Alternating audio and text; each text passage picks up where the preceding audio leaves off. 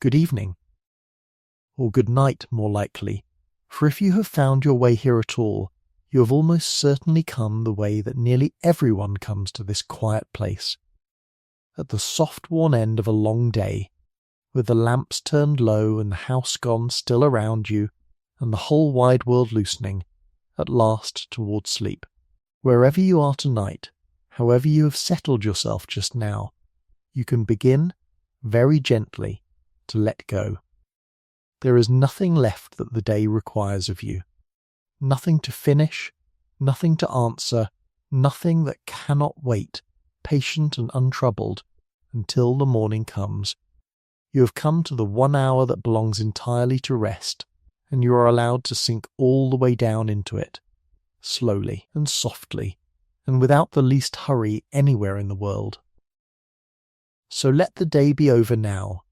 Let it be truly over. It asked a great deal of you, perhaps, and you gave what you had, and now the giving is done, and there is nothing left to do in all the world but be still, and breathe, and let yourself be carried gently down towards sleep. So take a slow breath in, if you like, and let it out even more slowly than it came. And feel, as you do, the whole weight of your body settling down at last into whatever holds it, the mattress soft beneath you, the pillow cool under your head, the covers drawn up warm over your shoulders. Let those shoulders come down now, down from wherever the long day has carried them. Let the small muscles around your eyes grow loose and unneeded. Let your jaw soften, and your hands lie open and easy, and your breath find its own slow depth without your minding it at all. There is nothing more for you to carry now, and nothing more for you to hold. The day is done, and the only thing left in all the world is to lie here, warm and heavy and safe, and to listen, and to let a quiet voice carry you somewhere very far away and very long ago, while you drift down, by soft warm degrees, towards sleep. For that is all this is, truly, a gentle voice, and a long slow story, and a warm dark place for your mind to wander in until it grows too heavy and too content to wander any further. You do not need to remember a word of it. You do not need to hold the thread from one end of the night to the other, or follow where it leads, or keep any of it at all. If sleep should come and gather you up long before the story is done, then you will have done the one right and perfect thing, and the story will still be here, patient and unhurried, waiting for you whenever you should care to return. There is no test at the end of it. There is nothing you must keep. There is only rest, and the slow unspooling of a tale meant for no purpose in all the world but to ease you softly down into sleep, and to keep you gentle company while you go. And if your thoughts are still turning, if some corner of the day is still going quietly round and round somewhere at the back of your mind, replaying what was said, or reaching ahead toward the small cares of tomorrow, then that is all right too, and you need not fight it. You do not have to push those thoughts away, or scold them, or hurry them out of the room. You can simply let them be, the way you might let a little wind outside the window simply be, there, but no longer asking anything of you, no longer needing your reply. Let them drift toward the edges of things. Let them settle and grow quiet on their own, the way a whole camp grows quiet when everyone in it has finally lain down by the fire. There is nowhere you must be tonight, and nothing you must solve, and so, little by little, your mind can loosen its hold on the day, and let the whole of it float gently away, out through the window and off into the dark, until only the warmth is left, and the voice, and the slow sweet sinking towards sleep. And notice, as you lie here, how good it is simply to be still, for stillness is a kind of arriving, and you have done enough moving for one day. All through the hours behind you, you were going somewhere, rising and hurrying and carrying and crossing from one thing to the next, the way our restless kind has always gone about its days. But that is over now. The going is done. You have come, at the end of it, to this one quiet place that is yours, and there is nowhere further you need to travel tonight, not one single step further in the whole wide world. So let the last of the day's motion drain slowly out of you, out of your legs that carried you so far, out of your hands that did so much, out of the busy forward leaning of your mind that was always reaching toward the next thing and the next. Let it all come at last to rest. You have arrived. You are here. And here tonight is exactly and entirely enough. Tonight we are going to go and visit some people, and they are, I think, the gentlest and most surprising people we have ever gone to visit together, for they are our very own family, though almost no one thinks of them that way. We are going to go back, a very long way back, tens upon tens of thousands of years, into the cold and beautiful old world of the last great ice age, and we are going to sit down quietly at the fires of the other people, the people we have come to call the Neanderthals, though they never called themselves anything of the kind, and would not have known the name, and were only to themselves the people, their people, us. They were human beings, not almost human, not quite human, but truly and fully human. Another kind of human who shared the world with our own ancestors for a very long time, our nearest kin in all the earth, our closest cousins. The people most like us, who have ever lived and who were not us, and tonight we are not going to study them, or measure them, or ask what became of them. We are only going to go and be among them, warmly, at home, on an ordinary evening, and see how very like our own their firelit lives truly were.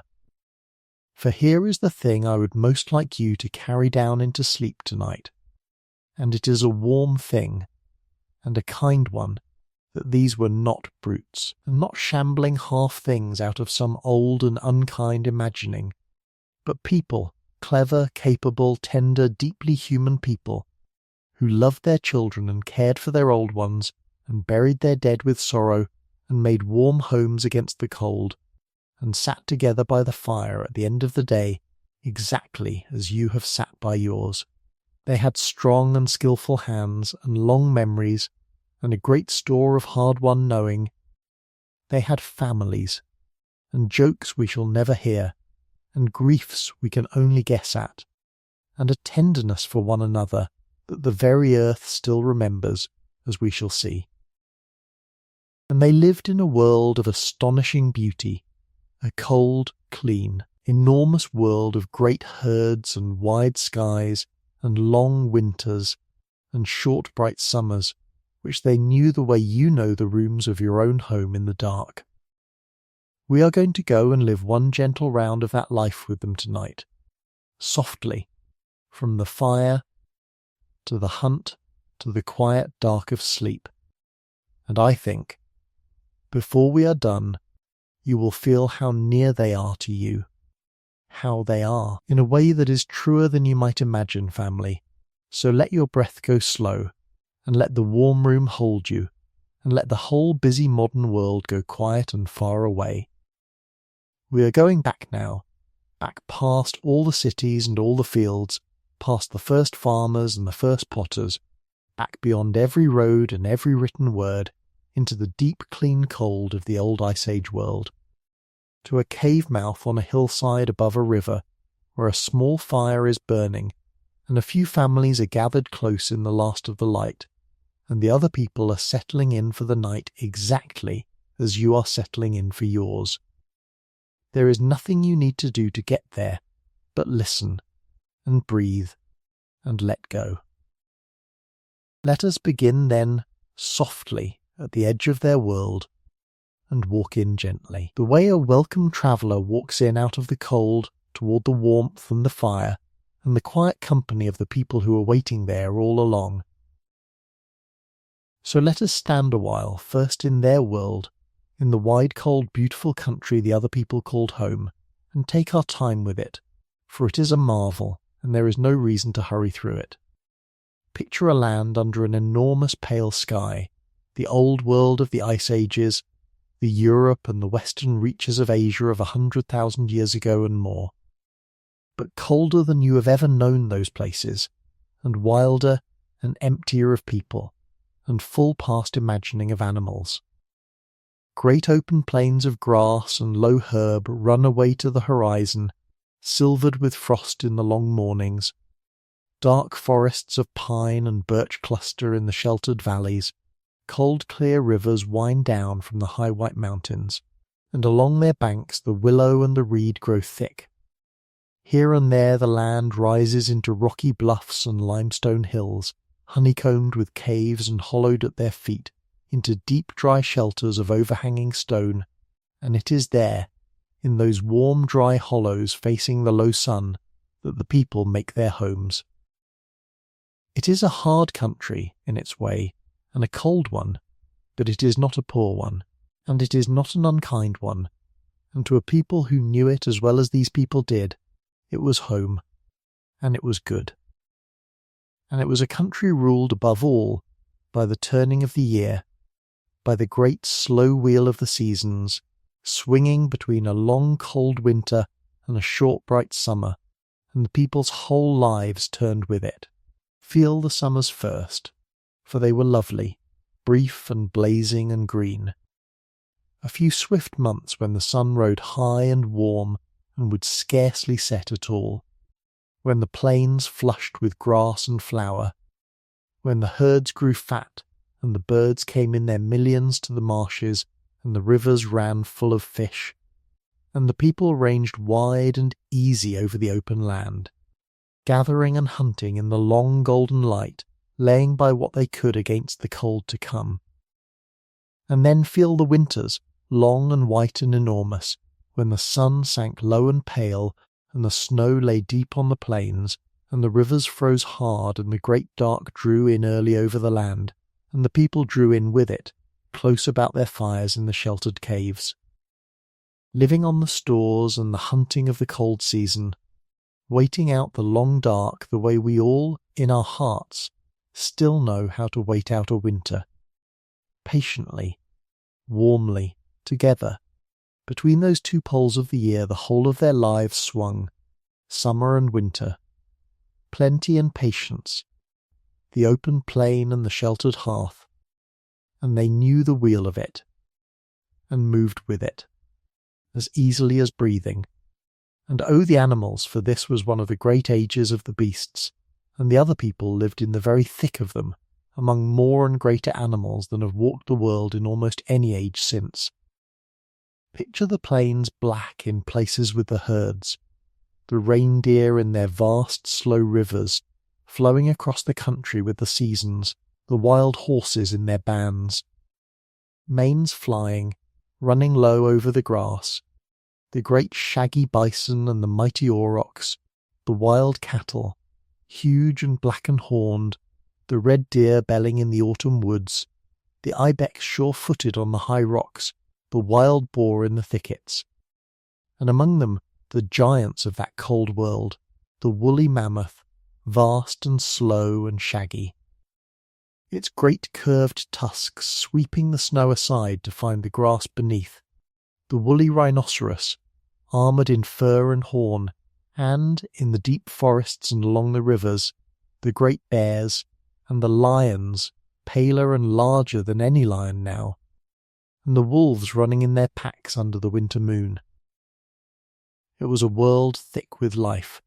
dangerous and abundant, and the people lived within it not as masters but as one clever and capable kind among many,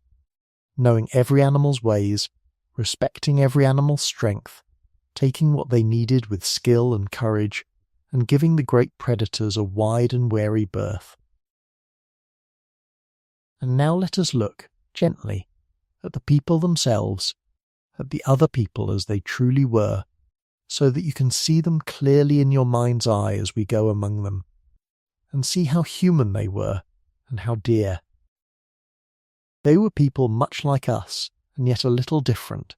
shaped by hundreds of thousands of years in that cold, hard, beautiful country, and every difference was a gift the cold had given them,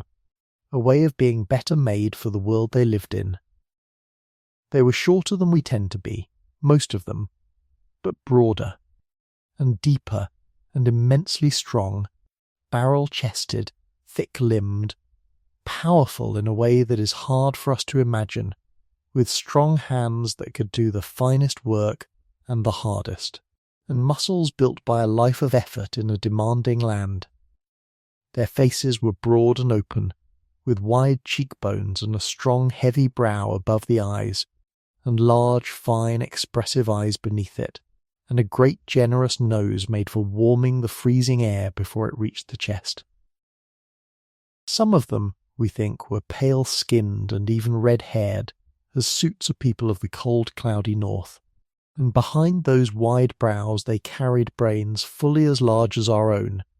every bit as large, and in some ways larger, housing minds every bit as quick, and deep and capable of love and grief and wonder and laughter as any mind that has ever been. For that is the thing to hold on to, drowsy as you are becoming, that these were not lesser people, not rough drafts of humanity, not dull and plodding cave folk out of an old unkindness, but people, whole and complete and richly human, simply another kind of us. They had walked the earth, and lived and loved upon it, for an astonishing span of time, for hundreds of thousands of years, far longer than our own kind has yet managed, surviving ice age after ice age, mastering one of the harshest worlds our family has ever tried to live in, and doing it not by brute endurance alone, but by cleverness, and skill and knowledge handed down, and above all by holding fast to one another. They made beautiful tools, they mastered fire, they hunted the greatest animals in the world, they cared for their sick and their old with a tenderness that still moves us to tears, and, as we shall see before the night is through, they reached, in their own quiet way, toward beauty and meaning and the great questions that have haunted every human heart. They were in every way that matters our equals and our kin, and tonight we go among them not to look down at them, and not even to look back at them, but simply to sit at their fire as one of the family, for that truly is what we are. And feel how long ago it was, and yet how near, for there is a gentle vertigo in it that is lovely to drift upon. When we go to visit the other people tonight, we are going back a very, very long way, tens of thousands of years at the least, and their whole long story stretches back hundreds of thousands of years before that, into a past so deep that the mind cannot truly hold it, only gesture toward it, the way you might gesture toward the far end of a valley lost in haze. Whole ice ages came and went while they lived. The great glaciers advanced and withdrew across the north, the coastlines shifted, and the forests marched up and down the land with the cold and the warmth, and generation after generation of the people was born, and lived, and died, and was laid to rest, through all those uncounted years. And yet, here is the nearness. They were so like us, that if one of them were washed and dressed in our clothes and set down among us, we would pass them in the street and think little of it, and more than that, as we shall come to at the very end, some of them are quite literally still here, carried down the ages in the very fabric of a great many living people, so that the visit we make tonight is, for many of us, a visit to our own true ancestors, far away and near long ago and inside us still.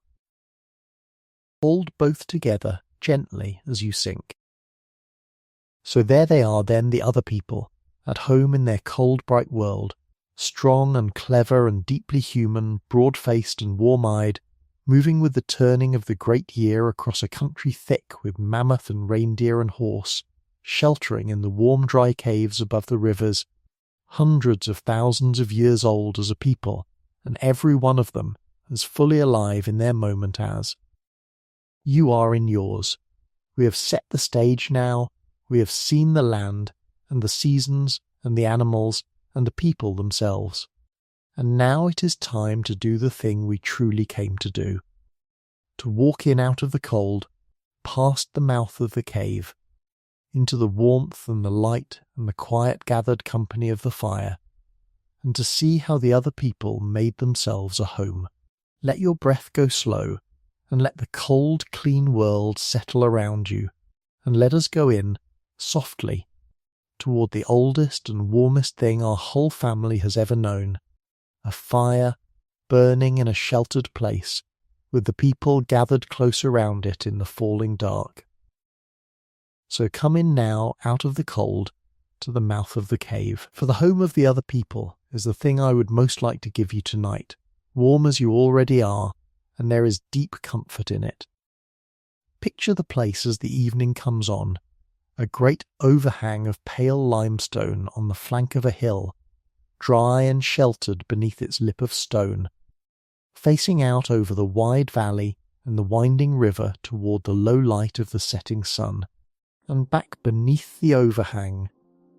out of the wind and the weather, the warm dark hollow where the people live. It is not a deep black cave they dwell in, not the cold wet throat of the earth, which they knew and sometimes entered but did not call home, but the wide dry mouth of it, the sheltered porch of stone where the daylight still reaches and the low sun comes slanting in of an evening to warm the back wall, a place that holds the day's warmth and keeps off the night's cold. High and dry above the river,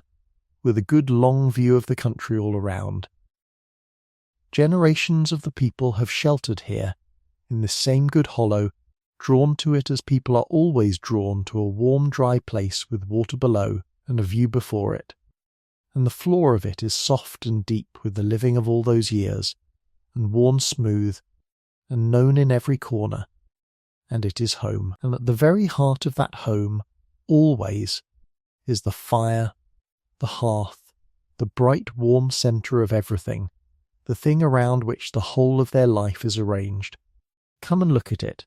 a broad shallow bed of ash and cracked and reddened stones, there in the middle of the sheltered floor, where the fire has burned in the same spot so many times that the very rock beneath is baked hard and pink with the long heat of it. Just now the evening fire is being built up for the night.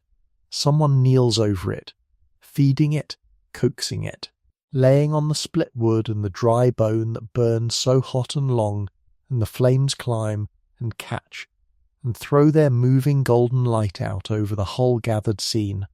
over the pale stone of the walls and the roof, over the furs spread for sleeping, over the tools and the food, and the faces of the people drawing near. Feel the warmth of it reaching out to you as it reached out to them,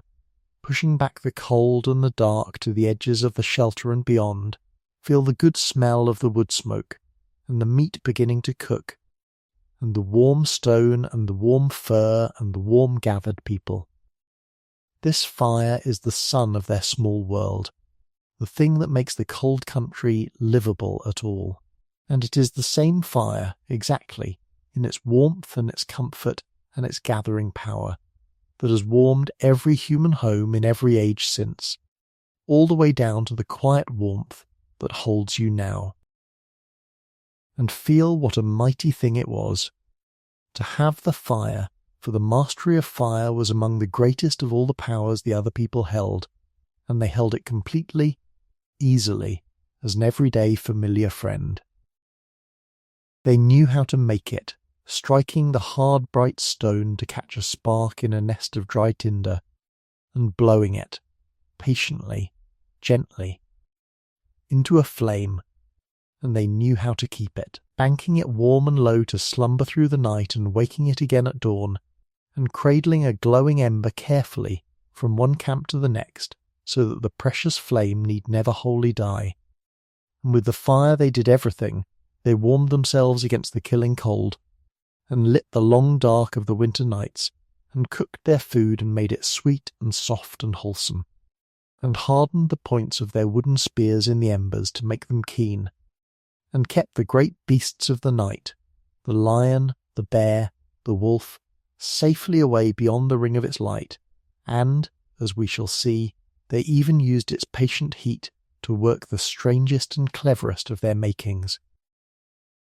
The fire was warmth, and light, and safety, and food, and craft, and company, all in one bright living thing at the centre of the home, and to sit within the circle of it, warm and fed and safe, while the cold, enormous night stood harmless beyond the light, was surely as deep a contentment to them as it has ever been to anyone, as it is, perhaps, to you, this very night. And come further in now, past the fire,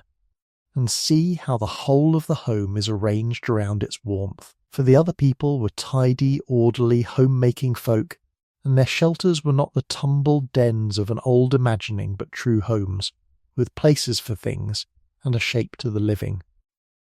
Here near the fire is the warm bright heart of it, where the people gather, and eat, and work,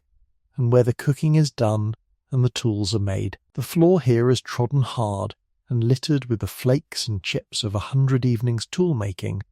and warm with the fire's near heat. And there, a little back and to the side, out of the smoke and the traffic but still within the fire's warmth, are the sleeping places, soft deep beds of dry grass and springy brush, gathered fresh and heaped thick, and spread over with the warm furs of the animals, and it may even be, as we have found in some of their homes, that they laid down fragrant leaves and herbs among the bedding, so that they slept on a soft sweet-smelling mattress, clean and comfortable, with the fire's glow near and the fur drawn close. And here, in a dry corner, the good things are kept, the store of firewood and bone fuel against the night, the spare tools and the lumps of good stone, the drying meat, the folded hides. It is a small home, and a simple one, but it is a real one, warm and ordered and cared for, and lived in with love, a place a family made, and kept, and came home to, exactly as you have made and kept and come home to yours. And picture, now, the people themselves gathered into that warm home as the night comes down. For this is the picture I would have you hold as you soften towards sleep, the picture of the other people at their own hearth, home and safe at the end of the day. The hunters and the gatherers have come in from the cold country, from the plain and the wood and the river, and shed the chill of the day. And drawn near to the fire,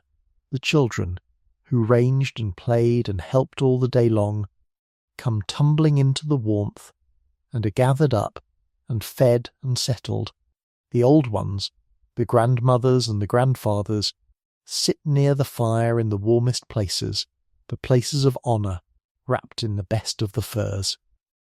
The food is shared round, the good roasted meat, the gathered roots and plants,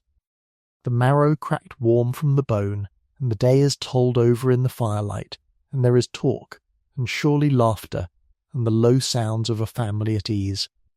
Outside the cold comes down hard over the plain, and the great dark gathers, and the wind moves in the trees along the river, and far off perhaps a wolf lifts its long voice to the rising moon, but in here, within the ring of the firelight, there is warmth and fullness and safety, and the close dear company of one's own people, and the whole cold enormous night is shut safely out beyond the light. This was home to the other people. This was the warm centre of their whole world. And it is, feel it, the very same warmth that holds you now. And there is something in that warmth I want you to feel very deeply tonight, for it is the truest thing about their home, and it reaches all the way to yours. that what they had made with their fire and their shelter and their gathered furs was an inside, a warm, safe, human inside, held against the vast cold outside of the world. This is the oldest and deepest of all the things our family learnt to make, older than any tool or any word. And the other people had it fully and richly, the knowing of how to build a small pocket of warmth and light and safety in the midst of a cold and enormous dark, and to gather the ones you love inside it, and to keep them warm through the night. Everything about their home was in the service of that one deep thing, the sheltering stone that kept off the weather, the fire that made the warmth, the furs that held it close, the very walls of the hillside at their backs. And within that inside, all was well. The children slept sound, the old ones rested easy, the whole band lay down warm and fed and safe, while the winter did its worst beyond the door. It is the same inside you are lying in tonight, your own roof, your own walls, your own warm covers drawn close, the whole cold night shut out beyond the glass, and it is in its deepest heart. The very same thing they made, by the very same firelight, all those tens of thousands of years ago, unchanged, from their hearth to yours, in all the long descent of the warmth. So there they are, the other people, home at last in the warm mouth of their cave above the river, the fire burning bright and steady at the heart of it, the furs spread soft for sleeping, the good things stored dry in the corners, the family gathered close in the golden light, with the cold shut safely out beyond. They have made, out of a hollow in a cold hillside, a true and warm and human home, the thing our family has always made, wherever it has gone, the small safe warm inside against the wide dark outside. And within that home, tonight there is a whole small world of people to meet. The families, the children, the old ones, the close-knit band who share this fire and this shelter and this life. Let your breath go slow, and let the fire warm you, and let us turn now, softly, from the home itself to the dear people who fill it, to the family and the band of the other people, gathered warm around the hearth, at the close of another day in the old cold beautiful world. So let us sit down now, gently, among the people at the fire, and meet the family, for it is the family, the small warm band gathered at the hearth. That is the true heart of the whole of their life, and there is nothing in all their world more human, or more dear, or more like your own. Picture them as they gather in the firelight, not a great crowd, not a village, not a tribe, but a small close company of a few families together, a few dozen souls at the most, and often fewer, bound to one another by blood and by marriage, and by a whole lifetime of shared days. Here are the grandmothers and grandfathers, the old ones, few and precious, sitting near the warmth. Here are the mothers and the fathers in their strength, the hunters and the gatherers and the makers. Here are the young men and women just come into their power. And here, everywhere underfoot and in every lap, are the children, the little ones, the whole bright future of the band. They are all kin, or nearly all. They have all known one another since birth. They will most of them live their whole lives together in this same small company, sharing everything, keeping nothing back. This is the band, the small warm human world at the centre of the cold enormous one. And to be born into it was to be held, from your first breath to your last, within a circle of people who were wholly and forever your own. And feel how close that circle was, and how everyone within it was known, truly known, deeply known, in a way that is hard for us in our crowded age even to imagine. In a band so small there were no strangers, every single face was familiar, every voice known, every temper and gift and weakness understood and long since made room for. The old grandmother knew the newborn as she had known its mother and its mother's mother. The children knew every grown person as an aunt or an uncle or a grandparent. Whether by blood or only by love, each hunter knew, without a word needing to be said, exactly how each of the others moved and thought and would act in the press of the hunt. They had no need of names shouted across a crowd, no need to explain themselves to one another, no loneliness of the unknown kind that so haunts us now. They lived their whole lives inside a warm web of faces that had always been there and always would be, held and seen and belonging. Every one of them, every day. It was a small world, the band, and in some ways a narrow one, but it was a world without strangers, a world where you were known and needed and kept, from the cradle to the grave, by people who were wholly your own. And there is a deep old comfort in that, a comfort your body still remembers and still longs for, drowsy as you are, the comfort of being wholly known and wholly kept among your own people in the warm ring of the firelight. And within that warm circle, the days had their own gentle order, a sharing out of the work of living that let the band together do far more than any one of them could ever have done alone. In the bright part of the day the people ranged out over the country at their tasks, some to the hunt, tracking and taking the great animals of the plain and the wood, some to the gathering, seeking out the roots and the plants and the good things the land gave in its season, some to the river and the shore of the lake for what the water gave,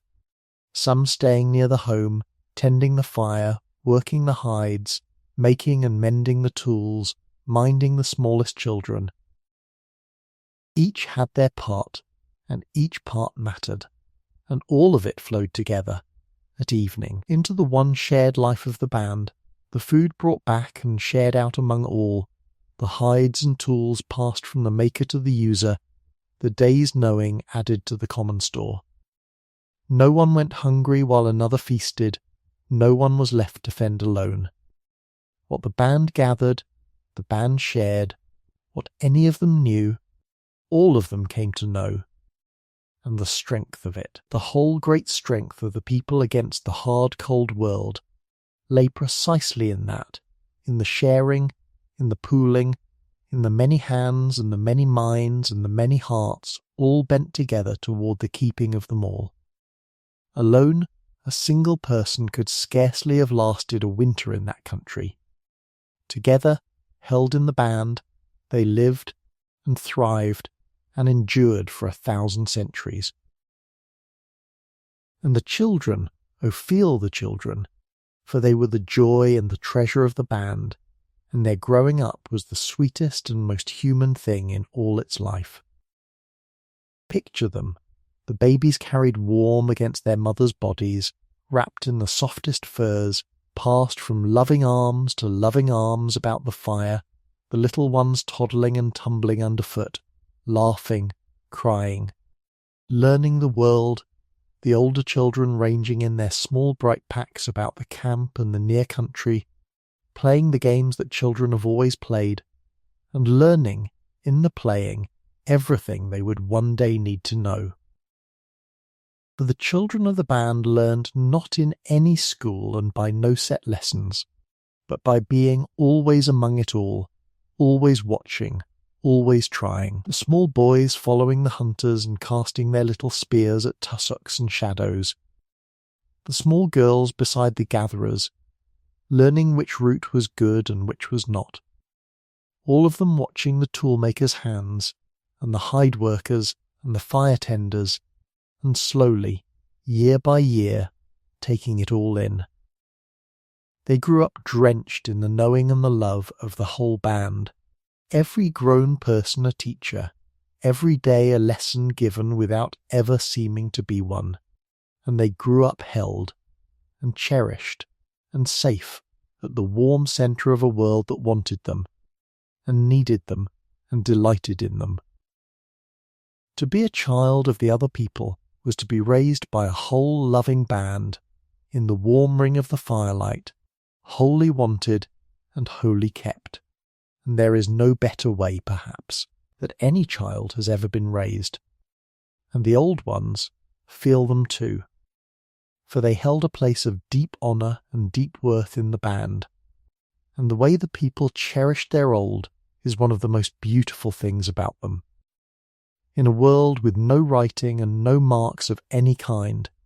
where all that the people knew was carried only in living memory, the old ones were the great treasure houses of the band, the keepers of everything it knew, the ones who had lived the longest and seen the most, who remembered the hard winter of long ago and how it was met,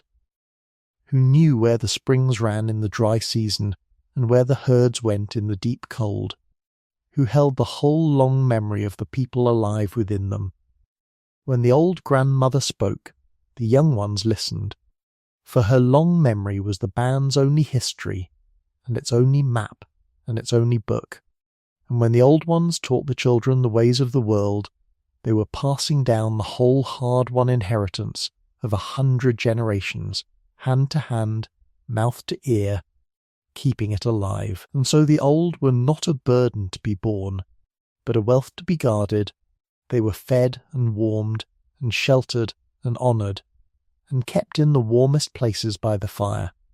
And, as we shall come to see, when they grew frail and could no longer fend for themselves, they were cared for, tenderly, for years, by a people who would not dream of letting them go.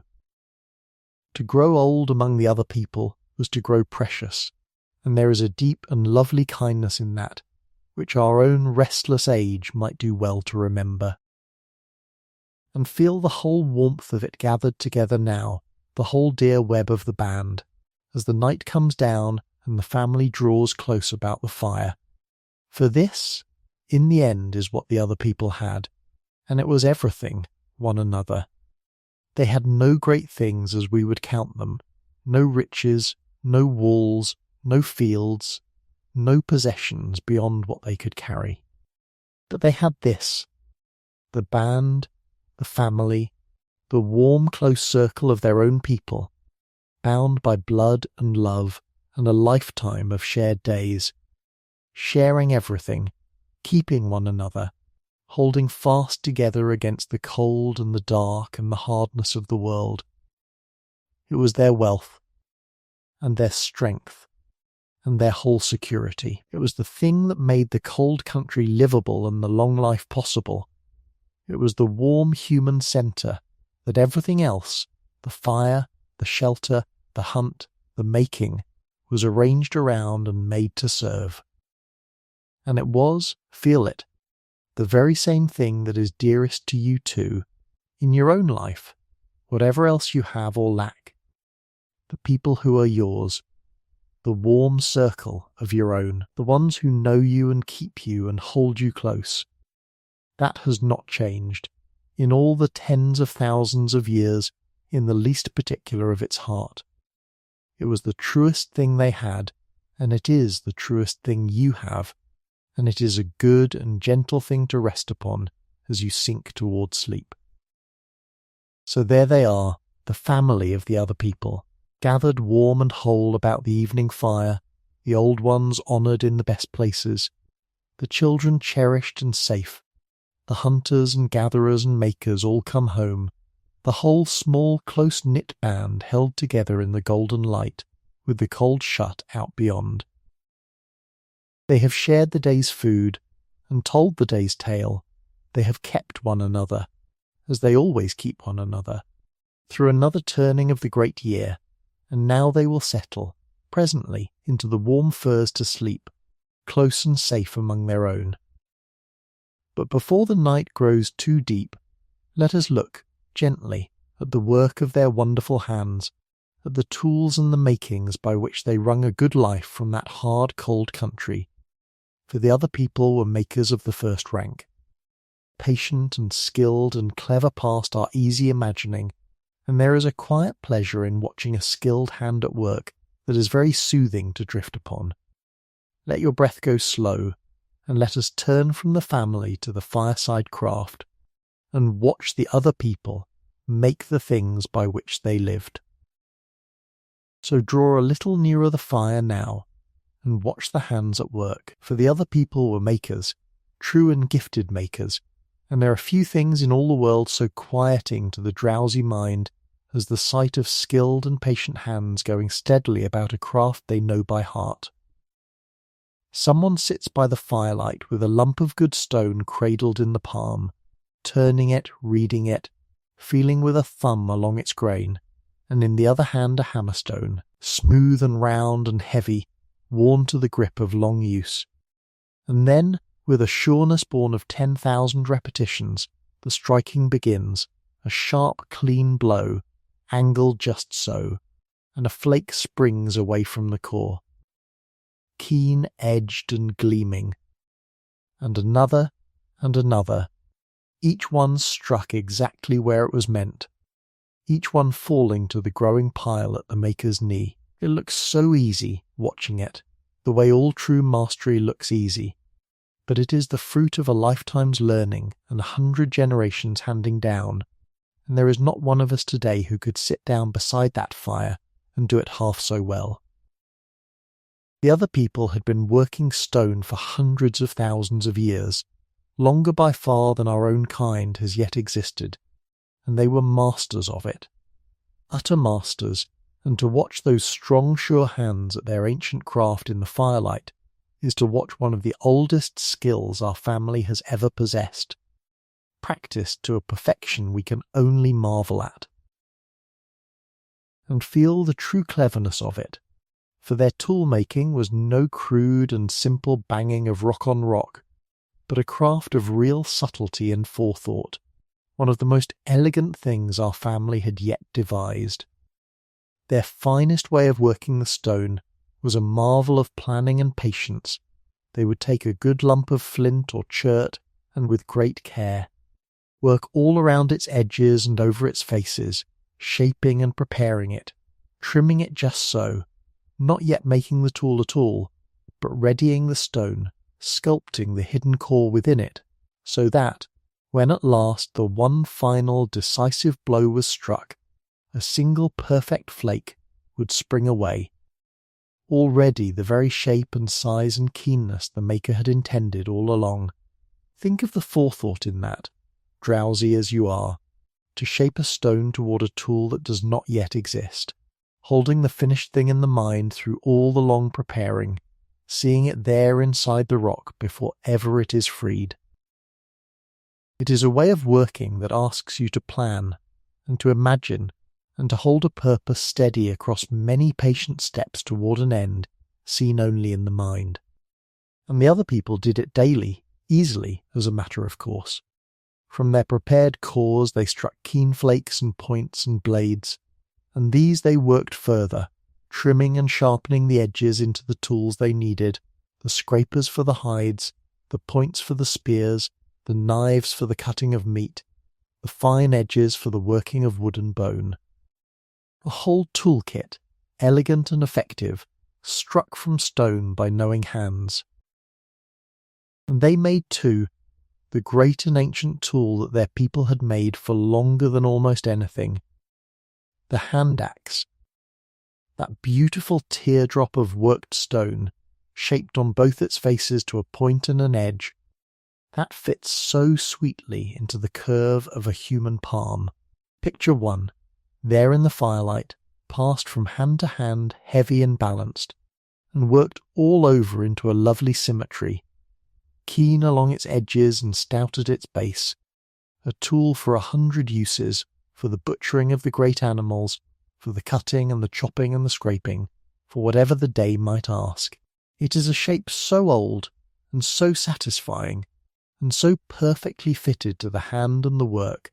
that our family made it, in one form or another, for more than 1,000,000 years, the longest lasting design our kind has ever known. Older than the other people themselves, inherited by them from the deep ancestors, and carried on in their skilled hands. And there is a beauty in it beyond its mere use, a rightness of form,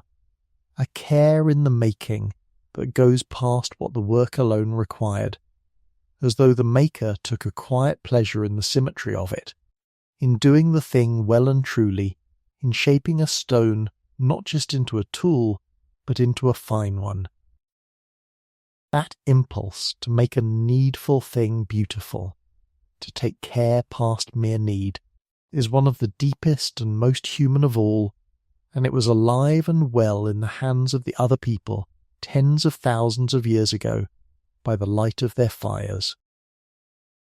And feel the wooden things they made, two for stone, was only the half of their craft, and the wood and the bone were as needful and as skilfully worked,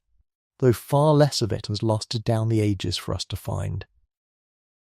Chief among the wooden things was the spear, the long straight shaft of tough seasoned wood, worked smooth and true, its point sharpened to a wicked keenness, and then hardened in the embers of the fire until it was almost like horn, a mighty weapon in a strong sure hand, the great tool of the hunt by which the people took the largest animals in the world. Picture a hunter at evening working at a spear shaft by the firelight, shaving it down smooth with a stone flake, sighting along it for straightness, turning the hardening point in the coals, patient, careful, exact, for his life and his family's living, would one day hang upon the trueness of that shaft. And they worked bone, too, and antler, and ivory, into tools of their own, the smooth stout points and the pressing tools, the smoothers for working the hides supple, and the sharp piercing awls with which they made holes in the tough skins. Wood and bone and antler and stone, these were the materials of their whole craft, the only ones the world then offered, and out of them, with nothing but their hands and their fire and their long-handed-down knowing, they made everything they needed to live well in a hard land.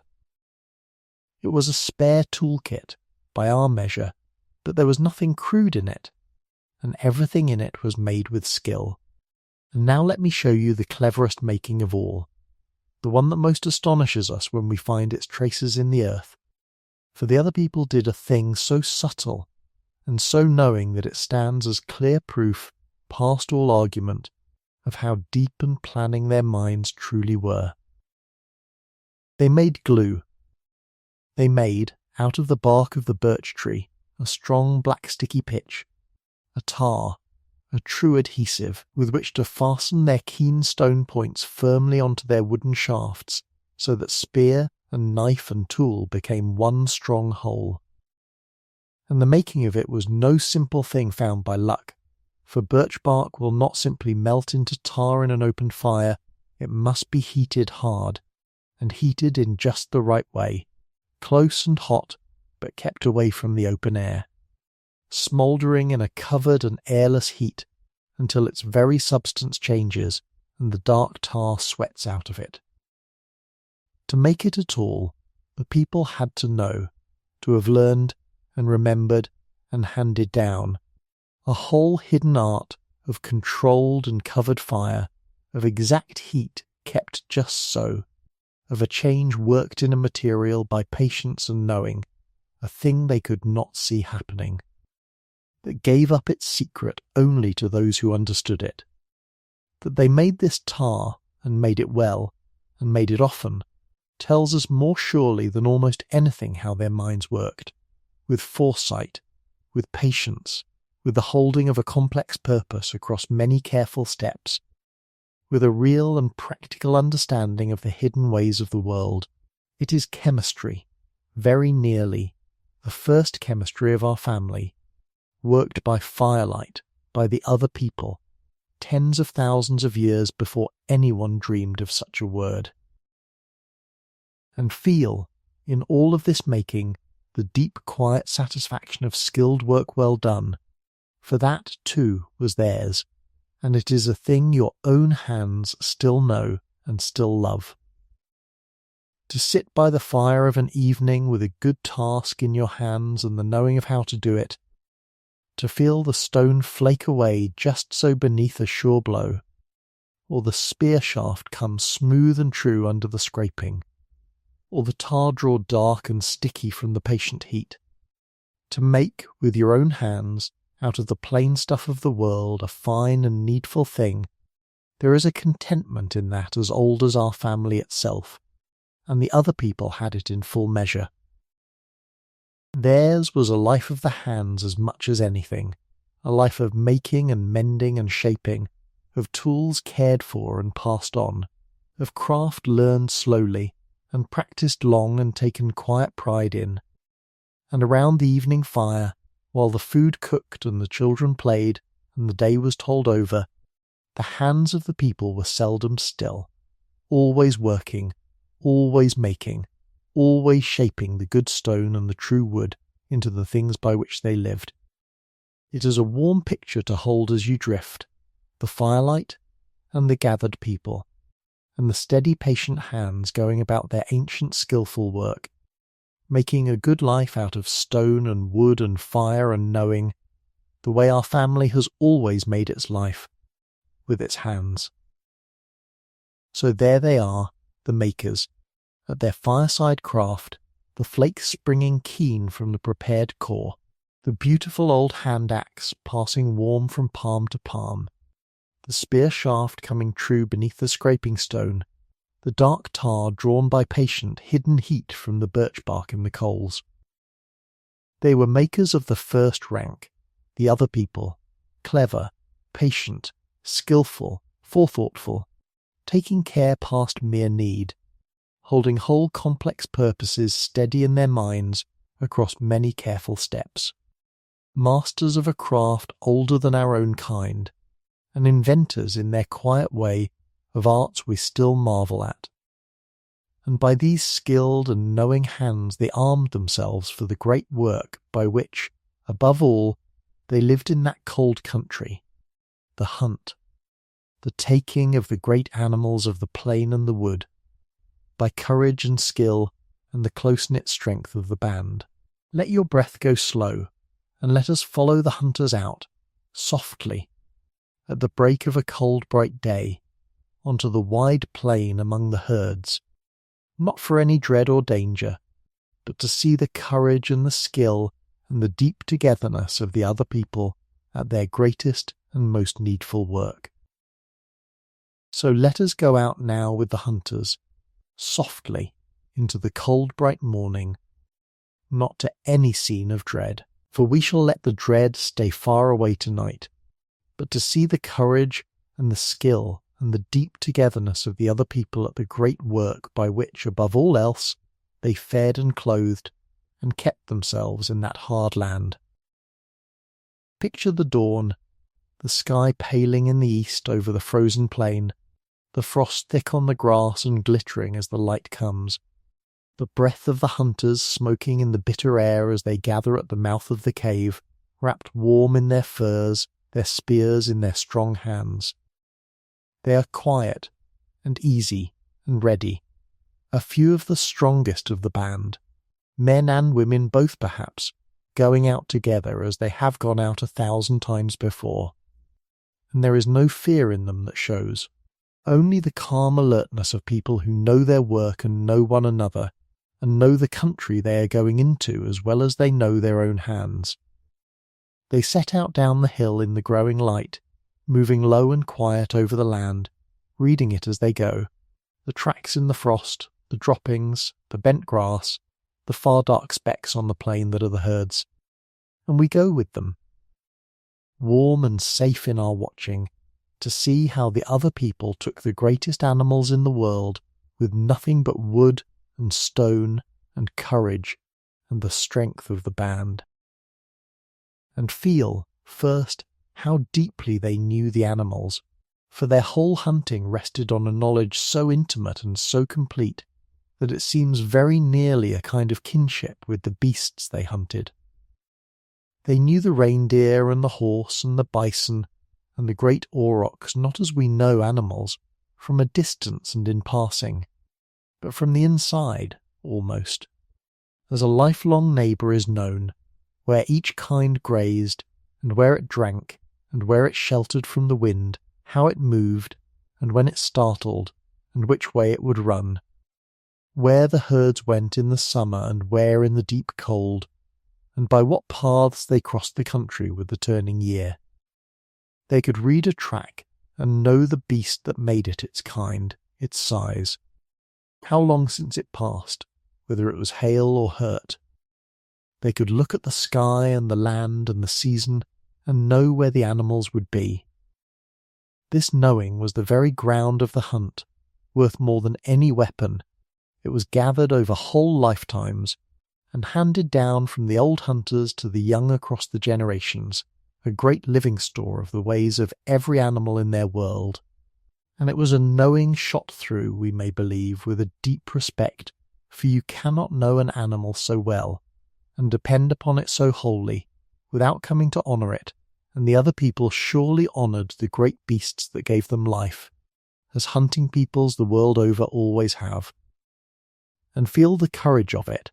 for their way of hunting asked a courage that is hard for us even to imagine, a nearness, a boldness, a facing of the great animals close at hand that took nerve of the very first order. For the other people had no bows, no far-flung weapons to strike from a safe distance. Their great weapon was the spear, the stout wooden thrusting spear, and to use it they had to come close, terribly close to the huge and powerful and dangerous animals they hunted. They had to steal near through cover, or lie in wait by a narrow place, or work together to bring the great beast to bay, and then, at the last, to close with it, at arm's length almost, and drive the spear home with all their strength, standing their ground before a maddened horse, a great black bison, an aurochs taller than a man, a beast many times their weight and armed with hoof and horn. It was close, and it was hard, and it was dangerous. We know how dangerous, for the very bones of the hunters, when we find them, are marked so often with the healed breaks and knocks of a life lived at close quarters with great animals, the honourable scars of a bold and perilous trade. But feel the courage in it,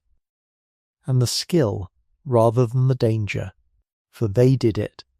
and did it well, generation after generation, and came home fed and clothed and warm because of it, and it took a bravery and a coolness and a faith in one another that we can only stand in awe of. And feel above all how it was the band that made the hunt, how the taking of the great animals was never the deed of any lone hunter, but always the work of the people together, joined and knit into one purpose, one motion, one will. For no single person, however brave and strong, could bring down a bison or an aurochs alone. It was together that they did it, working as one, each knowing their part and the other's parts without a word, some to drive the animal, some to turn it, some to hold it, some to make the killing thrust, the whole band moving in a kind of long-practised harmony, wordless and sure, born of a lifetime of hunting side by side. This working together was the true secret of their hunting, greater than any spear, the pooling of their strength and their courage, and their knowing into something far mightier than the sum of them, so that a handful of people armed only with sharpened wood could master the largest beasts on the earth. And it asked of them the deepest kind of trust, for in the press of the hunt each one's safety lay in the other's hands, and each had to know, past all doubt, that the others would hold and turn and be there. That trust, that seamless working together, that pooling of the whole band's strength toward the keeping of them all, it was the same strength, exactly, that held them together at the fire and through the winter and across the whole of their lives, and in the hunt it shone at its brightest and its bravest. And then feel the coming home, for that was the sweet warm end of it, the whole point and reward of the hard bold work, the hunters returning at evening, tired and cold but laden, bringing the food home to the waiting band. Picture it, the low sun sinking red over the frozen plain, and the hunters coming back up the long slope to the cave, bowed under the weight of the meat, their day's courage rewarded, their families living secured for a while yet against the cold and the hunger. and picture the welcome, the band coming out to meet them, the children running, the glad relief of seeing them all come safely home, the good news of the meat, the whole warm gladness of a hunt well ended and the people fed. For the food they brought was not theirs alone, but the whole band's. It was shared out among all, the strong and the weak, the hunters and the hearth-keepers, the children and the old ones who could hunt no more. Every soul in the band given their portion, none left wanting while there was meat to share. That sharing was the deep heart of their whole life, the thing that made the band a band and not just a scattering of souls. And the hunt, for all its courage and its danger, found its true meaning only there, at the fire, in the giving out of the food, in the keeping fed of everyone. The great animal, taken with such boldness on the cold plain, became at last warm meat shared among a loving family in the firelight. And that, and not the killing, was what the hunt was truly for. And feel how nothing was wasted, and how the taking of the animal fed the whole of their life, not their bellies alone, for the other people used every part of the great beasts they took, with a thrift and a completeness born of deep respect and long need. The meat, of course, they ate, roasted at the fire or shared raw, and the rich fat that the cold body craves, and the marrow cracked warm and sweet from the long bones,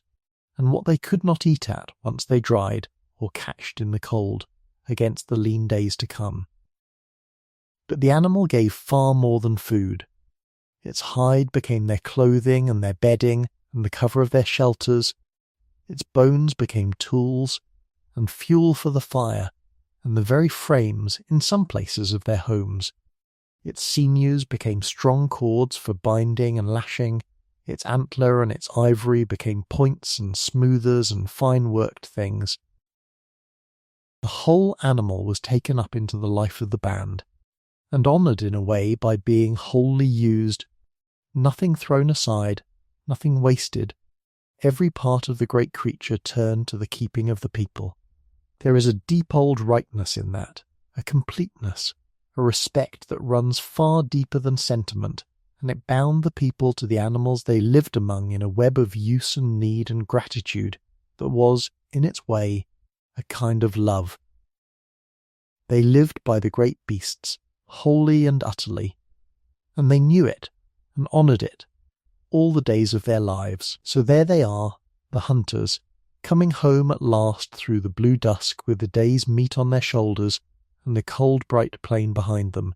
brave past our imagining, skilful past our matching, knit together into one sure purpose by a lifetime's trust, masters of the greatest animals in the world by nothing but courage and knowing and the strength of the band. They have done the hard, bold, needful work of the day, and done it well, and come safely home, and now the meat will be shared and the family fed,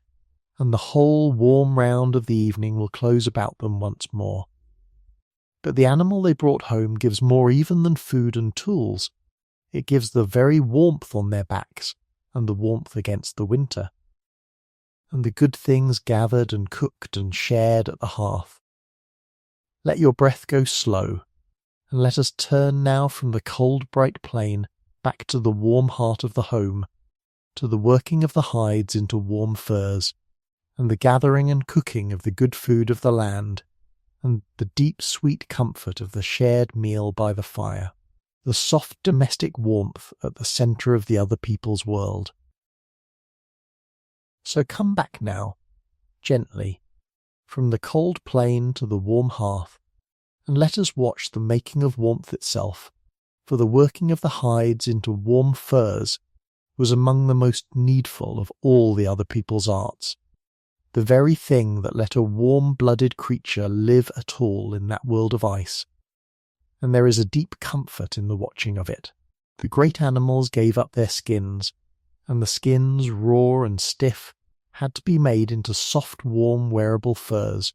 and this was a long and patient and skilful work, done mostly by the fire, over many days. Picture it, a fresh hide pegged out or held taut, and the worker bent over it with a keen stone scraper, cleaning it, patiently, thoroughly,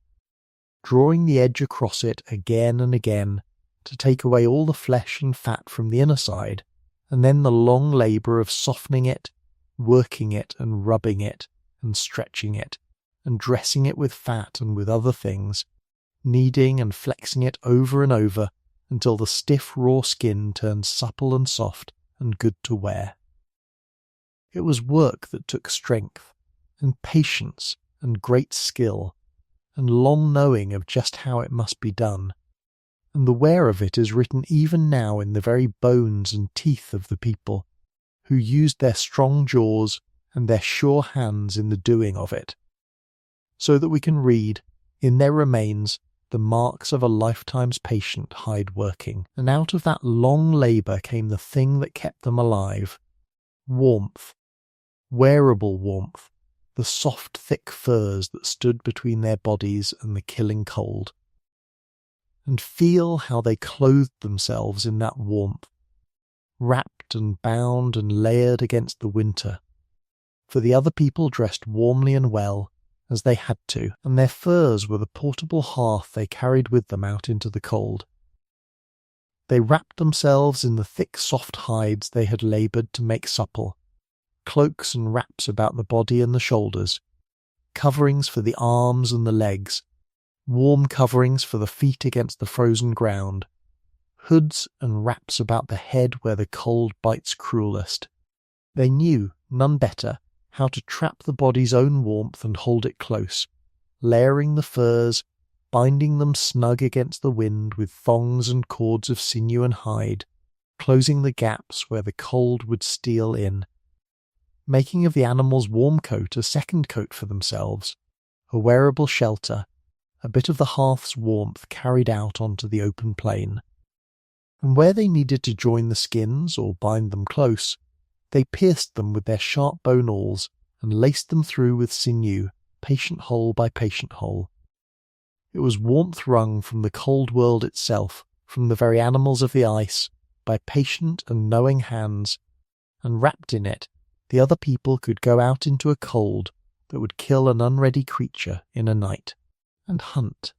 and travel, and live. Feel the deep comfort of it as you lie warm yourself tonight, the soft thick fur drawn close, the wind shut out, the body's own warmth held near, the very same comfort, in its heart, that holds you now beneath your own warm covers. And now let us turn to the food of the land, for the other people did not live by meat alone, whatever the old tales say,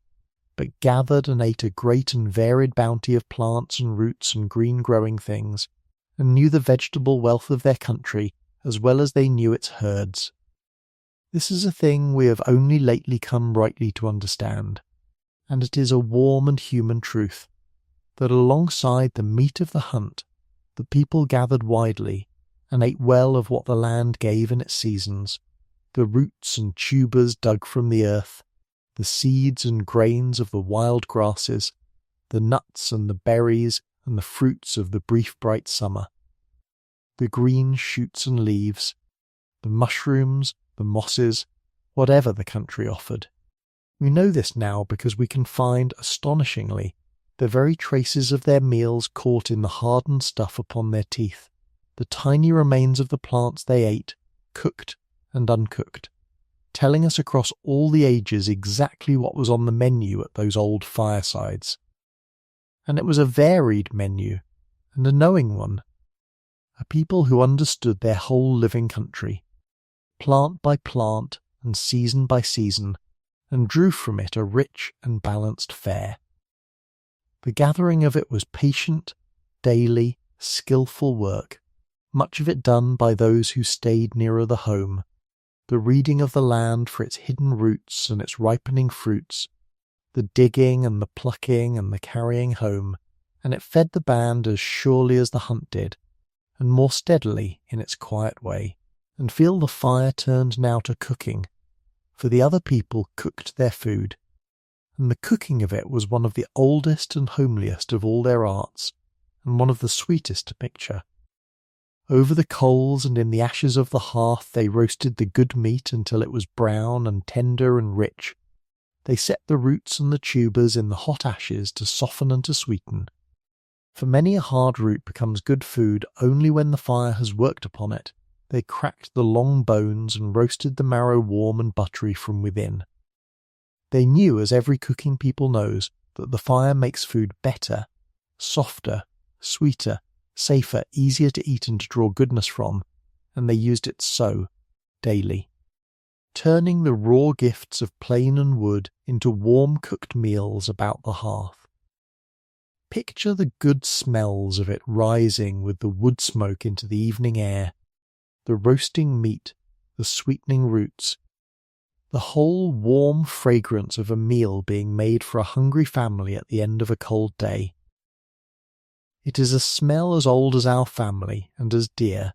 and it means the same thing it has always meant. Home and warmth and food and the good things of the day gathered and made ready and about to be shared. There are few smells in all the world so comforting,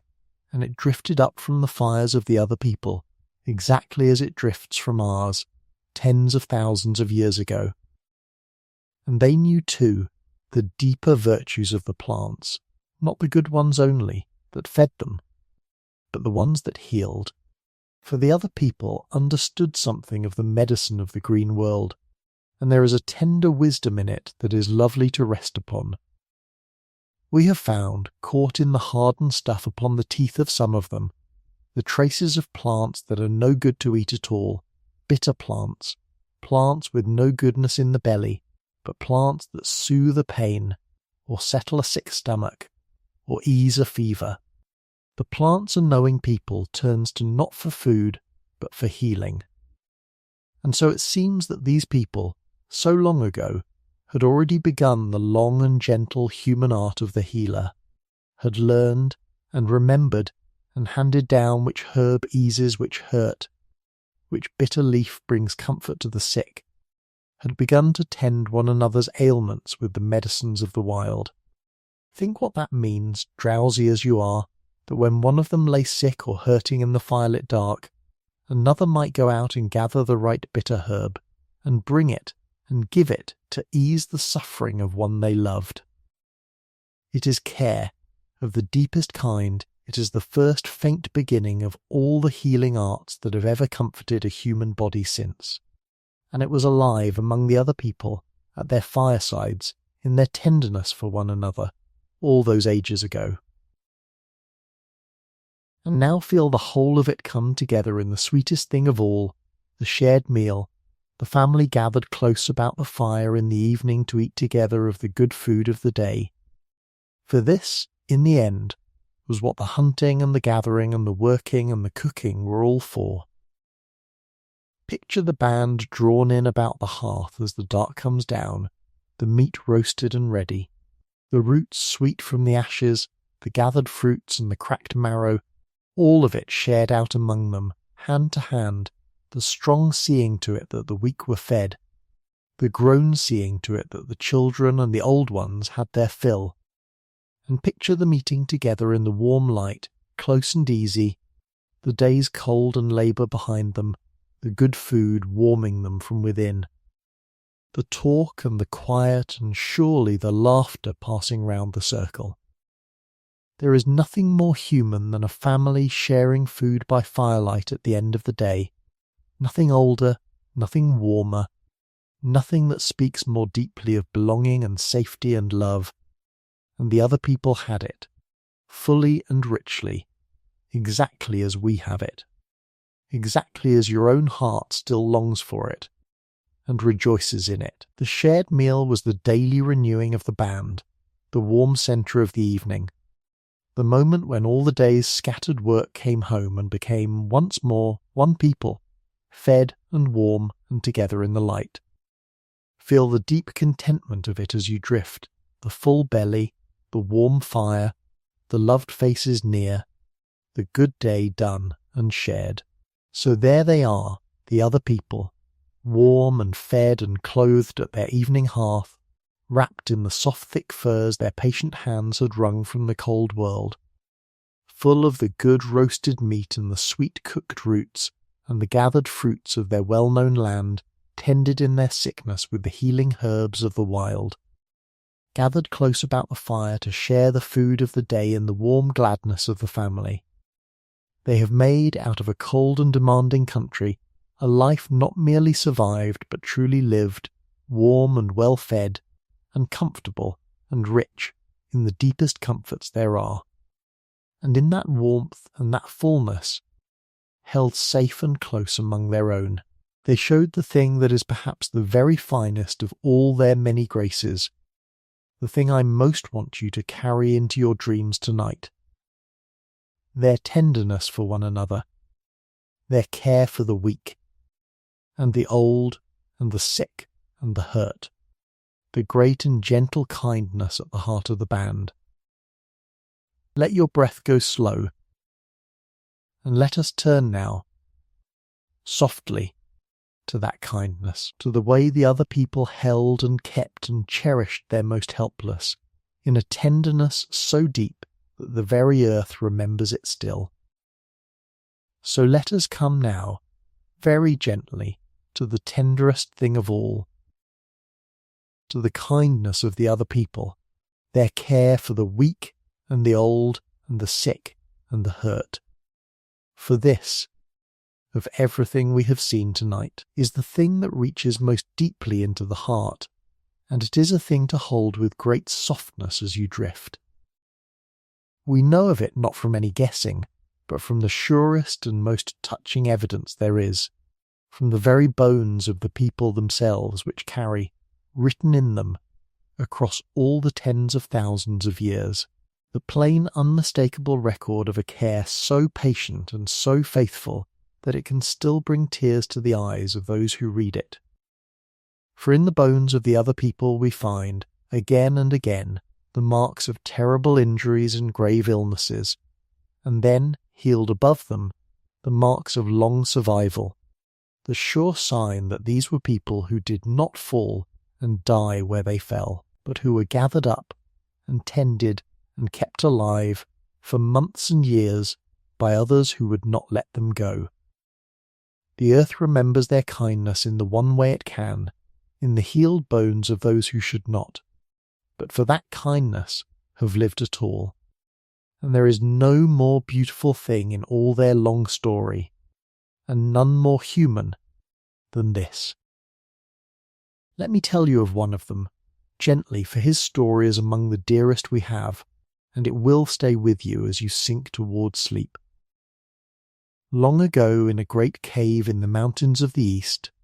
there lived a man who grew old among his people, despite hurts and troubles that would surely alone have been the end of him. His right arm, it seems, was withered and useless, perhaps from an injury long before, perhaps lost below the elbow entirely. He had suffered a great blow to the side of his head that may well have left him blind in one eye. He was lame in the legs, and hurt in the foot, and worn with the aches of age, and he had lived in this broken state for many years. Think what that means, drowsy as you are. A man with one arm, half blind, lame, could not have hunted the great animals on the cold plain, could not have fended for himself in that hard country, could not, alone, have lived a single season, and yet he lived for years, grew old in fact, which can mean only one thing, that his people kept him, that they hunted for him, and shared their food with him, and helped him move, and sheltered him, and tended his hurts, and would not let him go, that they saw a man who could give them little in return for all that keeping, and kept him anyway for years, because he was theirs, and they loved him. That is not survival. That is not mere instinct. That is tenderness. Deep, faithful, costly human tenderness. And it was alive among the other people tens of thousands of years ago, in the firelit dark. And he was not alone, this old cared-for man. but one of many whose bones tell the same tender tale, for wherever we find the other people, we find the marks of this faithful care. There was another old one, elsewhere, far to the west, who had lost almost all his teeth long before he died, and whose jaw had healed smooth over the empty sockets across the years he lived on without them. A man who could not have chewed the tough food of that hard country, and who must therefore have been fed on softer things, cooked and prepared and made ready for him by others, day after day, for years, so that he need not starve for want of teeth. There were people who had broken their bones, arms, legs, ribs, and whose breaks had knitted and healed, which takes long weeks of rest and shelter and feeding, weeks in which they could do nothing to earn their keep, and were kept regardless, carried and fed and sheltered until they were whole again. There were the very old, worn and stiff with the aches of a long life, who lived on in honour and comfort past all usefulness. Everywhere the same story, the weak not cast aside but gathered in, the hurt not abandoned but healed, the old not left behind but cherished to the last. It was not the way of one kind band only, but the way of the other people as a people, their nature, their custom, their deep and settled kindness, held to across 100,000 years. And feel what this tells us, truly, about who they were, for it tells us the deepest thing of all, deeper than any tool or any hunt, that they loved one another. You do not tend a broken, useless, unproductive person for years, at real cost to yourself, in a hard world where every mouthful is dearly won, unless you love them, unless they matter to you past all reckoning of use, unless their being alive is worth more to you than the ease their death would bring. The care of the helpless is love made visible, love proven, love written indeed across the long hard months of the keeping, and the other people showed it, again and again, as a matter of course, as simply the way things were done among them. They were a people, then, for whom each soul was precious past use, for whom the old grandmother and the hurt hunter and the sick child and the broken friend were not burdens to be shed, but beloved ones to be kept, cost what it might. And is that not the very truest mark of a people, truer than any craft, than any conquest, than any cleverness, that they cared for their weak, that they would not let their loved ones go, that in a hard, cold world they chose, over and over, the costly kindness rather than the easy cruelty. The other people chose kindness. It is written in their bones. And it is, perhaps, the most human thing about them, and the most worthy of our love. And picture it, gently, not as a fact read from old bones, but as the living warmth it truly was, night after night in the firelit dark, the tending of the sick and the hurt, and the old, the small daily deeds of care that filled their lives. Picture someone sitting up in the long night beside a feverish child, cooling its brow, murmuring to it, giving it the bitter, healing herb. Picture the hurt hunter helped gently to his place by the fire, his wound tended, the best of the meat pressed on him. Picture the old toothless one fed by patient hands, the food made soft for him, given without grudging, day after day after day. Picture the whole band arranging itself, without a word, around the needs of its weakest, someone always seeing to it that the old ones were warm, that the sick were fed, that the hurt were helped, that no one was left cold or hungry or alone. This was the daily texture of their kindness, the warm, patient round of care that held the band together and kept its most helpless safe, not a grand or a noted thing, but the small, constant tenderness of people who love one another, going quietly about the keeping of their own. It is the very same tenderness, feel it, that has warmed every good home in every age since, the same care that has sat up with sick children and fed frail grandparents and tended hurt loved ones all down the long descent of our family. And it was there, whole and deep and faithful, at the firesides of the other people, tens of thousands of years ago. And there is a comfort in this for you, tonight, that I would have you feel very deeply as you sink. For the kindness of the other people is a kindness you belong to, a warmth that reaches all the way down the ages to you. You come of a family, the whole human family, of which they are so near a part, that has always, at its best and truest, cared for its own, that has always gathered up the weak, and tended the hurt, and cherished the old, and refused, over and over, in the teeth of every hardship, to let its loved ones go. That impulse to care, to keep, to tend the helpless with love, it is old past imagining, older than our own kind, alive already in the other people 100,000 years ago. It is woven into the very grain of what we are, one of the deepest and best of all our inheritances. And you are held within it still. Whatever else is true of your life, you belong to a kind that cares for its own. You are the far child of 100,000 years of tenderness, of firesides, where the weak were kept and the sick were tended,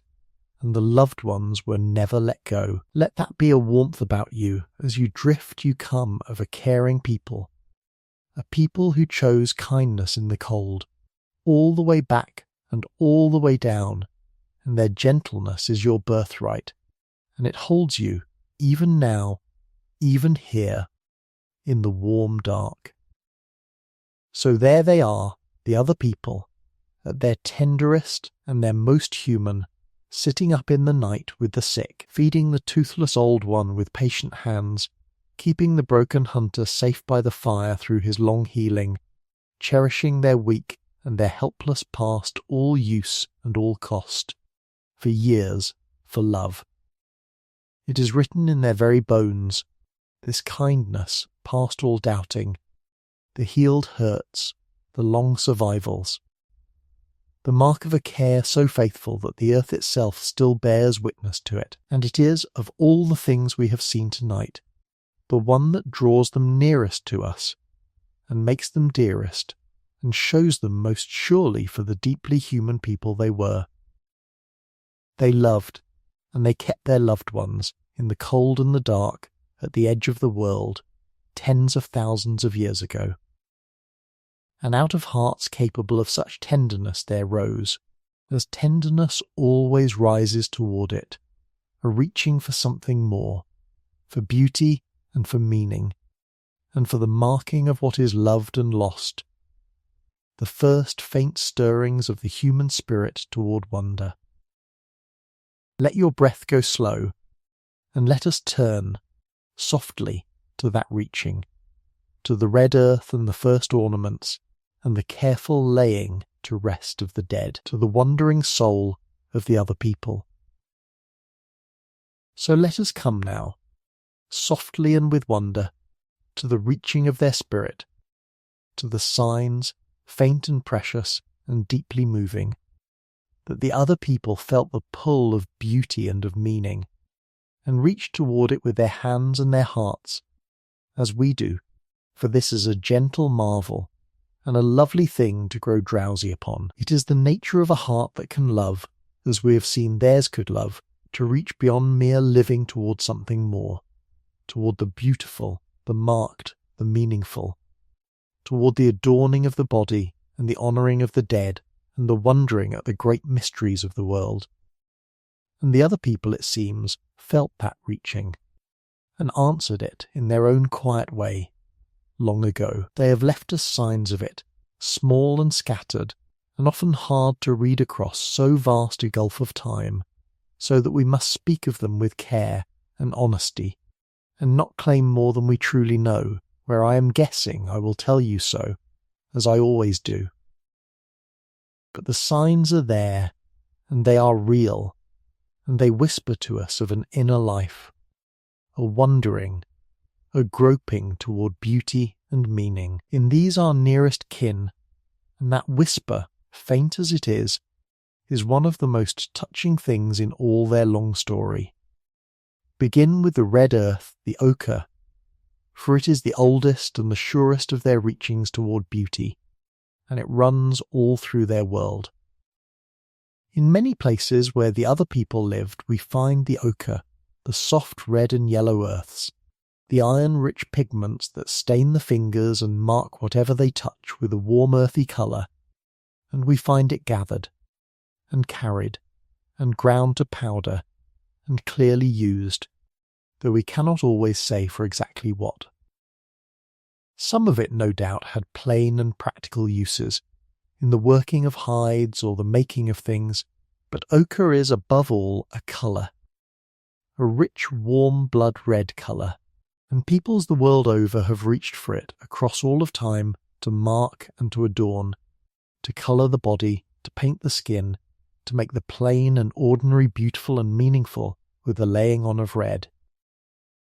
And it is hard not to believe that the other people too reached for it so, at least sometimes, that they marked themselves,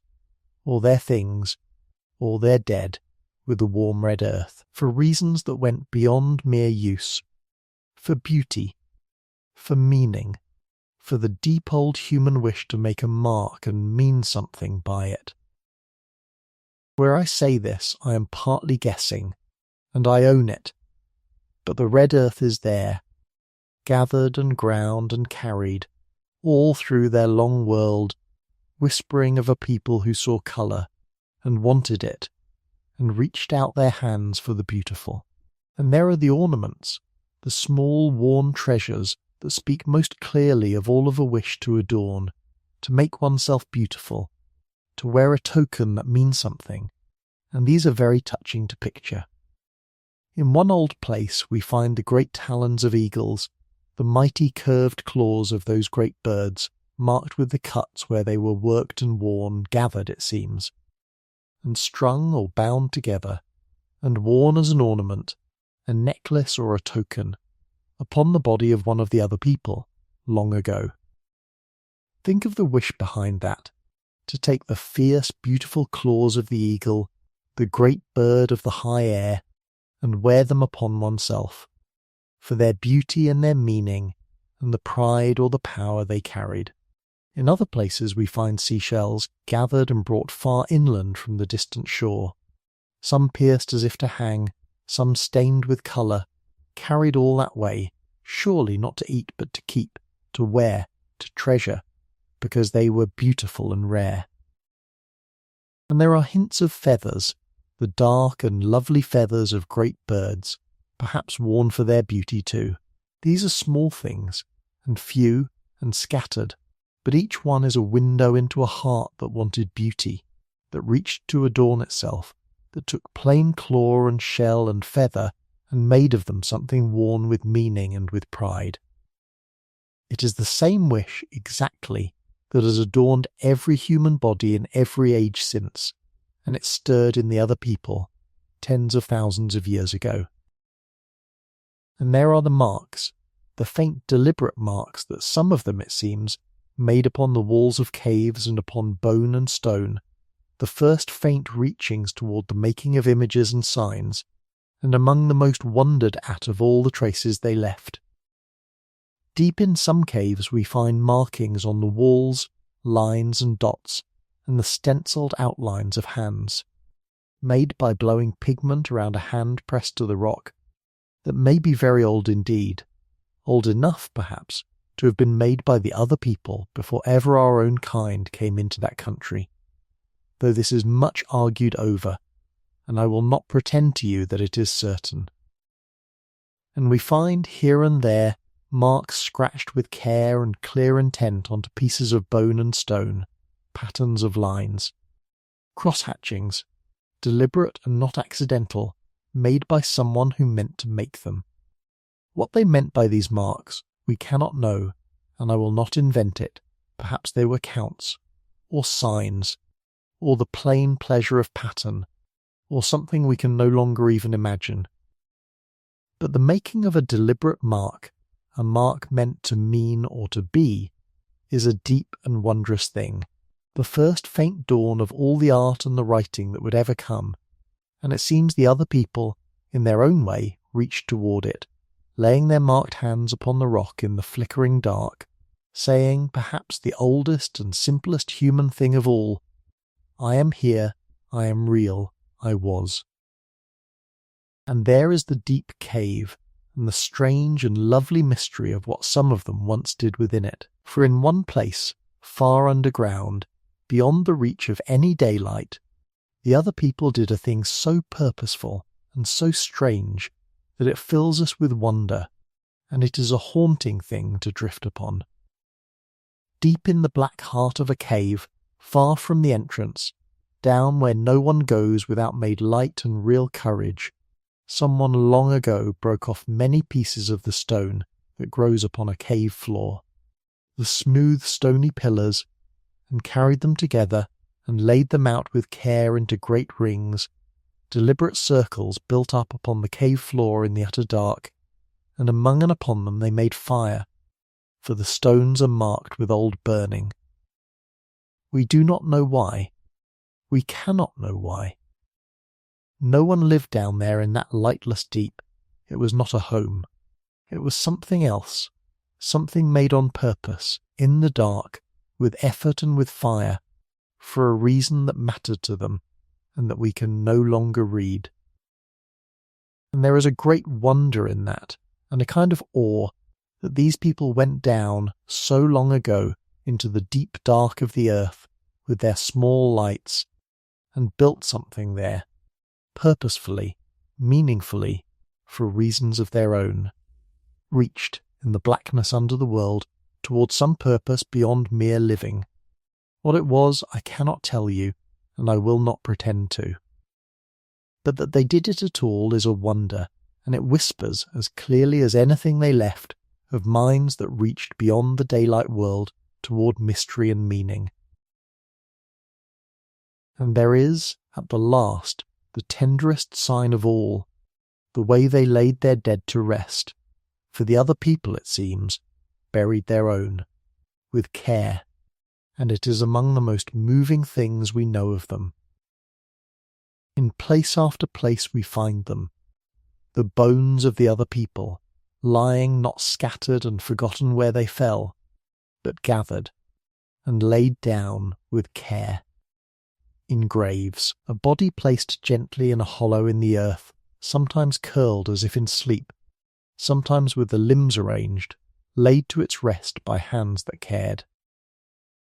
We find them so in many places, the old man of the mountains, the old toothless one of the west, and others, grown and young, and even the little ones, the infants, laid tenderly in the earth. What they believed as they laid their loved ones down, we cannot know, and I will not invent a faith for them, but the care is plain, and the care is everything.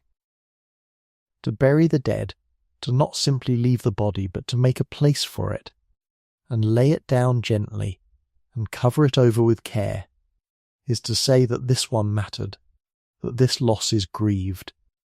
that the person who is gone is honoured still, and not to be simply cast aside. It is love, reaching even past death, grief given a shape, the dead held dear even in their going. And it was there, this tenderness toward the dead, among the other people, long ago, the surest sign of all that they knew what it was to love, and to lose and to grieve and to honour, that they were in the deepest reach of the heart, our very own, and whether or not they laid flowers in those graves, for there is an old and lovely story that in one far grave the dead was laid down among gathered flowers, and though the truth of it is much argued over now, and may have been only the work of the wind or the small burrowing creatures, and I will not tell you it is certain, whether or not the flowers were truly theirs. The deeper thing is sure that they cared for their dead, and grieved them, and laid them to rest with love. And that is enough, that is more than enough, that is everything. For it means that these people, so long ago and so far away, knew the same great sorrows and the same great loves that we know, that they wept for their dead and honoured them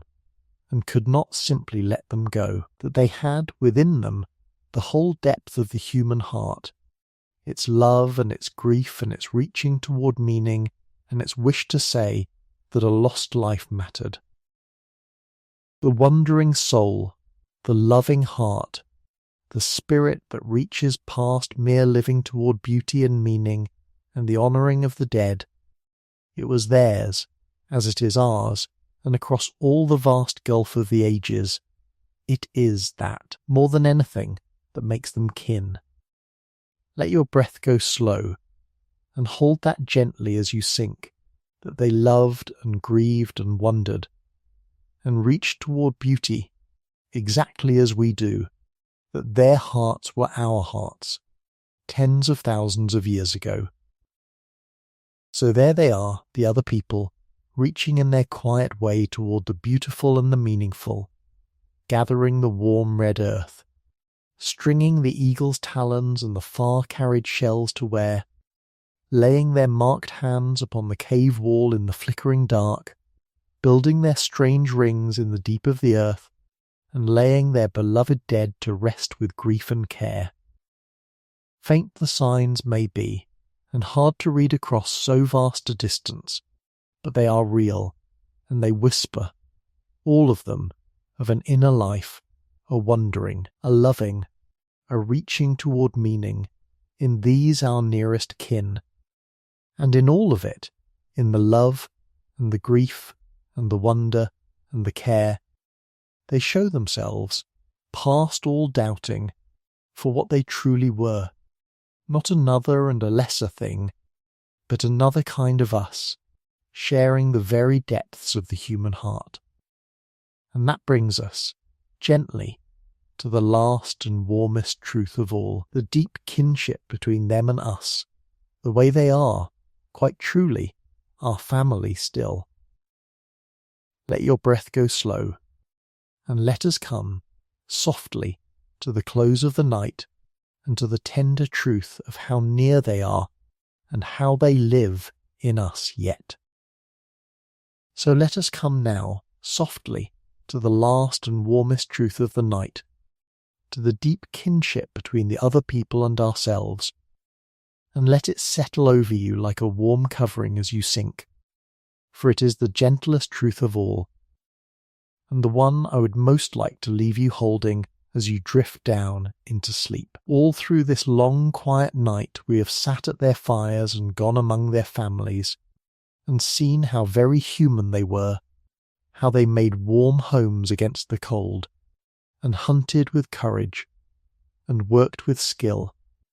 and gathered their food and shared it, and cared for their weak and their old with such tenderness, and reached toward beauty and grieved their dead. And through all of it, perhaps, you have felt a thing growing gently in you, that these are not strangers we have been visiting, not some other and separate creatures, but our own kind, our nearest kin, our family. And that feeling is true, truer even than you may yet know. For the other people and our own ancestors were not two far sundered things, but two branches of one family, grown from one root not so very long before, so near to one another in body and in mind and in heart that they were, in every way that truly matters, one people in two forms, two kinds of human, sharing a world, and sharing, as we shall see, far more than a world. For our own ancestors and the other people did not live forever apart, each in their own separate world, never meeting. They came together, in the end, across that cold old country, met and knew one another, and lived alongside one another for a long, long while. Picture it, gently, our own kind coming at last into the lands the other people had held for so long, the two kinds of human meeting in that wide cold country, at the rivers, in the valleys, along the edges of one another's ranges, Two branches of the family come back together after their long parting, looking upon one another across the firelight. What passed between them in all those meetings across all those years, we can only partly know, and much of it is lost forever. There was room enough, no doubt, for wariness and for wonder, and for every human thing between. But we know, now past all doubting, the deepest thing that passed between them, the tenderest and most human thing of all, for it is written, indelibly, in the very bodies of nearly all of us alive today. They did not merely meet, the two kinds of people. They joined. They loved. They made families together and had children together, children of both kinds at once, in whom the two long-parted branches of the family flowed back together into one, and those children lived and had children of their own, and so the blood of the other people passed on, and on down all the generations, mingled forever with our own. And so, feel this now softly, for it is the wonder the whole night has been walking toward. The other people are not truly gone. They did not simply vanish and leave nothing. They did not pass wholly out of the world and out of the story. They live on, quite literally, quite truly, in us. For nearly every person alive today whose family roots run back out of that old world carries within them, in the very fabric of their being, a small and precious inheritance from the other people. A little of them, woven into a great many of us, passed down unbroken across all the tens of thousands of years from those old firesides to this very night. It is a small share, in each of us, a little thread among the great weave of what we are, but it is real, and it is theirs, and it is carried in a vast multitude of living people all across the world tonight. When you were told at the very beginning of this night that we were going to go and visit our own family, it was no mere figure of speech. For a great many of us, the other people are quite literally our ancestors, our own great-grandparents across the deep gulf of the ages, their blood in our blood, their inheritance alive in us still. They are not a vanished thing to be mourned from afar. They are here. They are in us. They came down all the long ages, hand to hand and life to life, and arrived at the last in you. And is that not the warmest and most wonderful of all the truths we might end upon? That the people we have visited tonight, so far away and so long ago, are not lost to us at all, but carried within us, part of us, family in the deepest and most literal sense there is. Think of it as you sink towards sleep, that the strong, broad-faced people at the fire, the patient makers of the beautiful tools, the brave hunters of the great cold plains, the tender keepers of the old and the sick, the reachers toward red earth and eagle's talon and the honouring of the dead, that they are your own kin, your own forebears, and that a little of them lives on in a great many living people this very night, in their warm beds all across the wide world, across all the vast distance of the ages. They reach out and touch us still, not as strangers, not as a lost and separate thing, but as family, as the near branch of our own family tree, as the people we came, in part from. The whole night we have been going home in a way, to our own, and now, at the end of it, we find that home was never truly lost at all, but has been carried within us all along, warm and near, closer than we ever knew. And take from them, as you drift now towards sleep, the gift that is theirs to give you, the deep old comfort of belonging to a warm and caring kind. For the other people show us, as clearly as anything in all our long story, what our family is at its truest and its best. A people who make warm homes against the cold, and gather close about the fire, and share their food, and keep their weak and their old with tenderness, and love one another, and grieve their dead, and reach in wonder toward the beautiful. A people whose deepest strength was never their cleverness alone, but their holding together, their care, their warmth, their love. That is who they were, these nearest of our kin, and that therefore is a part of who we are, woven into us across the ages. You come of a warm and caring kind, a kind that has always, at its best, gathered its own close and kept them safe against the dark. It is written in the healed bones of the other people, 100,000 years old. It is carried in the blood of a great many of us still. It is the deepest and best of all our long inheritance. And it holds you tonight, as surely as it held them, for you too are gathered in from the cold. You too are warm and kept and safe, in the warm inside your people learned so long ago to make. And so let it all be put away now, gently, the whole long night of it, the way the other people let the day go when at last they lay down in the warm furs by the low red fire, the cold bright world and the wide plains, the warm cave home and the central hearth, the family and the band, the skilled and patient hands, the brave hunt and the shared meal, the tender care of the weak and the reaching toward beauty, the deep near kinship that binds them to us still. You do not need to hold any of it. It was only a warm place for your mind to rest,